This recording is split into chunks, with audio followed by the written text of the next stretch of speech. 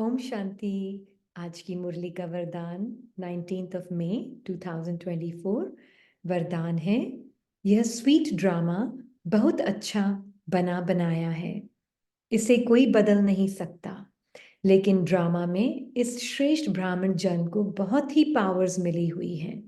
बाप ने विल किया है, इसीलिए विल पावर है। इस पावर को यूज करो। जब चाहो इस शरीर के बंधन से न्यारे कर्मातीत स्थिति में स्थित हो जाओ। न्यारा हूं, मालिक हूं, बाप द्वारा निमित्त आत्मा हूं। इस स्मृति से मन बुद्धि को एकाग्र कर लो, तब कहेंगे विल पावर संपन्न। बहुत ही ब्यूटीफुल। बाबा ने कहा है यह स्वीट ड्रामा बाबा को बहुत अच्छा लगता है, इसीलिए वो बदल नहीं सकता। क्यों बाबा को इतना अच्छा लगता है? क्योंकि बाबा के लिए ड्रामा में हर आत्मा के अंदर अपना एक individual absolutely accurate drama recorded है ना। जैसे हम देखते हैं इस इमेज में भी, हर आत्मा के अंदर अपना एक beautiful unique lovely complete perfect accurate script recorded है, राइट?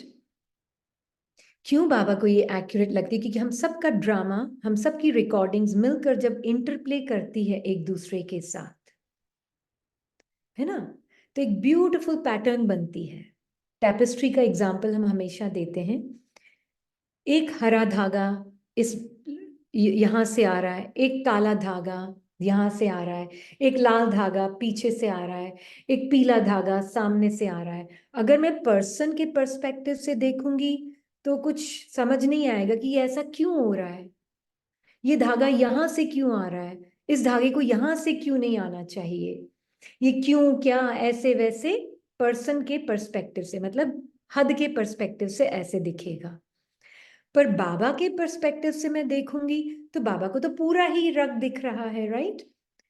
पूरा रग दिखना मतलब हर एक आत्मा का ड्रामा अंदर का रिकॉर्डिंग बाबा को क्लियरली पता है।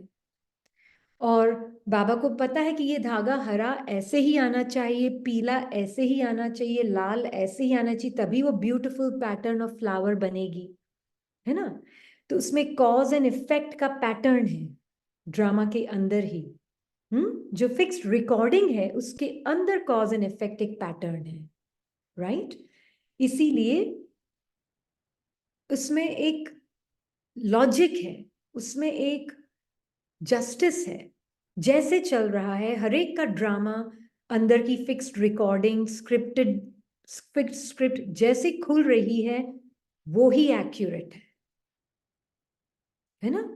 क्योंकि उसी में कॉज एंड इफेक्ट का जो पैटर्न है, जैसे मान लीजिए किसी के पार्ट में है किसी को गुस्सा करना, किसी का पार्ट है इस जन्म में उस गुस्से को सुनना। अब हो सकता है नेक्स्ट पार्ट में सामने वाले का पार्ट होगा सुनना, और दूसरे ए का पार्ट होगा, हम ए और बी बोलते हैं तो इजी हो जाएगा। ए का पार्ट है, एक पार्ट में पार्ट लाइफ नंबर 1 ए का पार्ट है गुस्सा करना, बी का पार्ट है गुस्सा सुनना।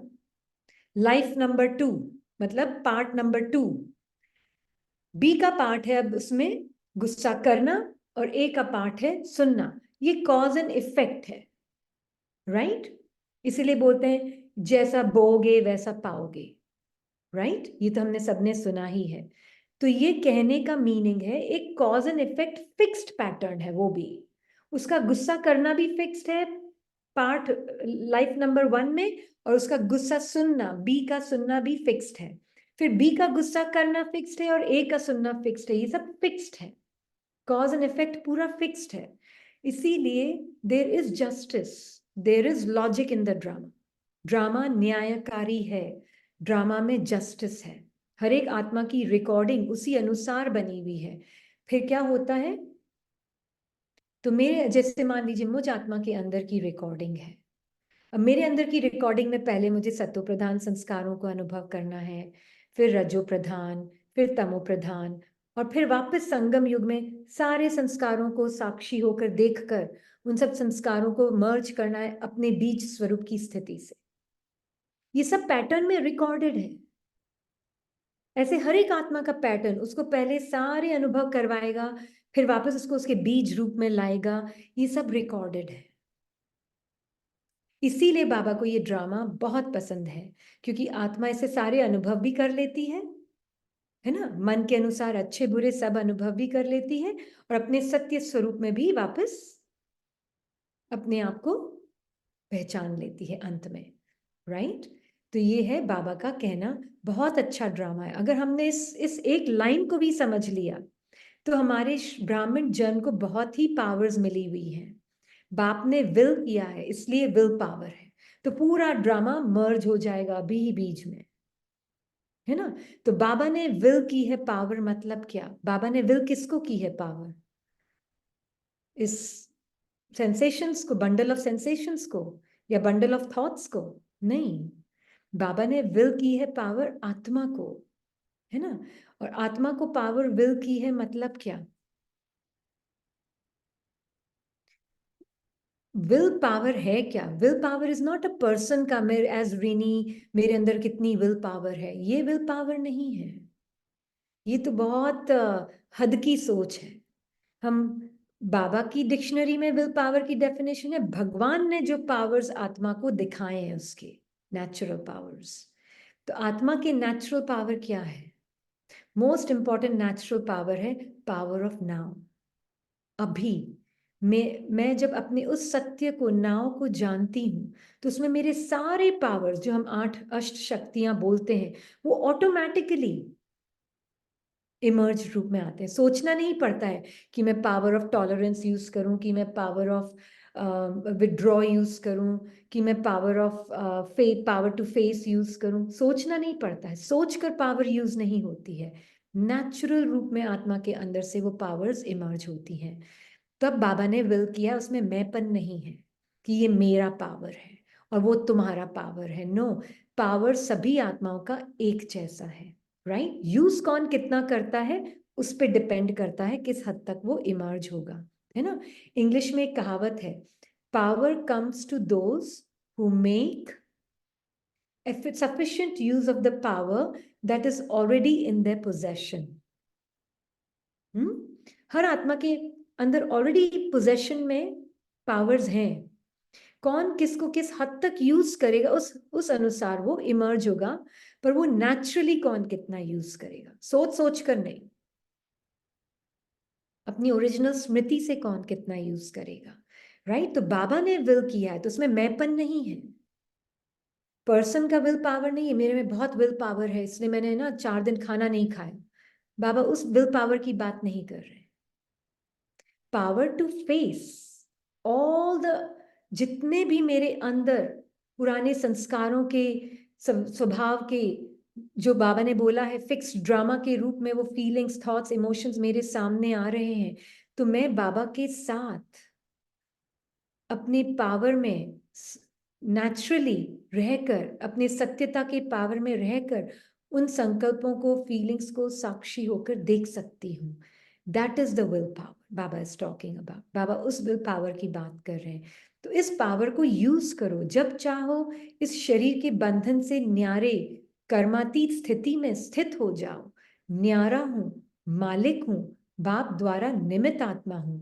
तो शरीर का बंधन क्या है? शरीर ने कोई बांध के थोड़े ना रखा है आत्मा को। शरीर का बंधन मतलब क्या? कि मतलब आत्मा अपने आप को बॉडीली सेंसेशन से आइडेंटिफाई कर कर चल रही है ना। तो बॉडी में कितनी भी प्लेजेंट अनप्लेजेंट सेंसेशंस हो, पेनफुल सेंसेशंस हो या प्लेजेंट बहुत ब्यूटीफुल सेंसेशंस हो, आत्मा सेंसेशन से बनी हुई नहीं है। आत्मा लिविंग लाइट इल्यूमिनेट कर रही है, प्रकाशित कर रही है, अनुभव कर रही है उसको, पर मैं वो सेंसेशंस नहीं हूं। ये न्यारापन, now it is my truth now. Future नहीं है इस ट्रुथ का, पास्ट और फ्यूचर नहीं है इस सत्य का, नाउ में है ये सत्य। राइट? तो इसीलिए ये विल पावर जो बाबा बोल रहे हैं, ये पावर ऑफ नाउ है। कर्मातीत अवस्था फ्यूचर में नहीं है। बाबा बोल रहे हैं बंधन से न्यारे, मतलब कर्मातीत अवस्था, न्यारापन। किस हद तक आप न्यारे हैं, उस हद तक आपको आपके बाबा के जो बाबा ने पावर्स आपको दिखाए हैं वो आपको अपने नेचुरल लगेंगे। ये मीनिंग है इसका, है ना। तो इस स्मृति से मन बुद्धि भी एक वन पॉइंटेड हो जाते हैं। वो पूरा आपके अंदर की स्क्रिप्ट का जो वृक्ष है, संकल्पों से बना हुआ जो वृक्ष है मन बुद्धि का, वो सब आत्मा के अंदर वापस अटेंशन मर्ज हो जाता है।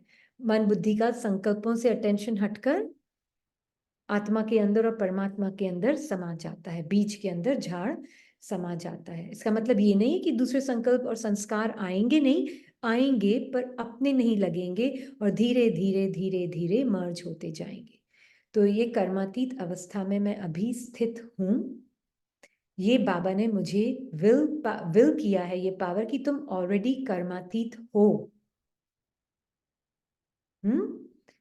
और जब हम सब आत्माओं का कर्मातीत स्थिति ही नेचुरल ओरिजिनल स्वरूप है, तब हम देखते हैं कि हम जब अपने आप को और सभी को उसी स्मृति और दृष्टि से देखते हैं कि सभी आत्माएं ऑलरेडी कर्मातीत है, तो मुझे वो पूरा फूल, वो पूरा फ्लावर टैपेस्ट्री का इतना ब्यूटिफुली वो ड्रामा का दिखता है ना। It is all one beautiful design of the drama. तो उसमें कॉज एंड इफेक्ट से कोई शिकायत नहीं है, क्योंकि वो फिक्स्ड स्क्रिप्ट पैटर्न है ड्रामा की, है ना। उसमें 100% न्याय है। तो मान लीजिए रीनी का कोई बहुत नुकसान कर रहा है, मैं रीनी नहीं हूं ना, मैं लिविंग लाइट हूं और मैं देख रही हूं मेरे पार्ट में मैंने किसी और पार्ट में कुछ किया था, मेरे पार्ट में हुआ था, वो फिक्स्ड स्क्रिप्ट थी। तो अभी इस फिक्स्ड स्क्रिप्ट के अनुसार इस पार्ट में ये होना भी जरूरी है ना। इसी को बोलते हैं बाबा अकाउंट सेटल हो रहे हैं। तो उसमें आत्मा को तो खुशी होगी, क्योंकि आत्मा को तो कुछ लूज ही नहीं हो रहा है। आत्मा का ना तो कुछ गेन हो रहा है ना लूज हो रहा है, तो आत्मा को तो कोई प्रॉब्लम नहीं। तो वो कर्मातीत अवस्था से देखेगी कॉज एंड इफेक्ट के खेल को। तो उसमें उसको न्याय ही दिखेगा, उसमें उसको जस्टिस ही दिखेगा, उसमें उसको लगेगा ही नहीं कि कोई इसका नुकसान कर रहा है, क्योंकि मैं इसका हुई नहीं, मैं ये ऋणी हुई नहीं, है ना।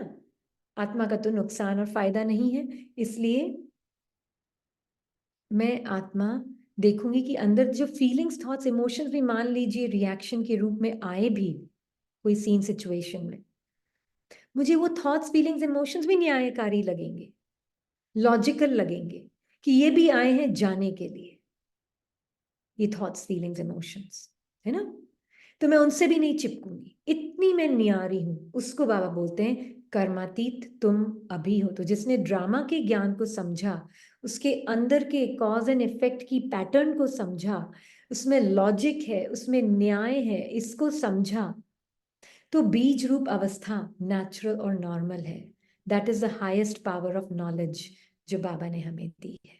Knowledge of the soul, God and inner drama and collective external drama, जो कि हमारे सबके स्क्रिप्ट से बना है।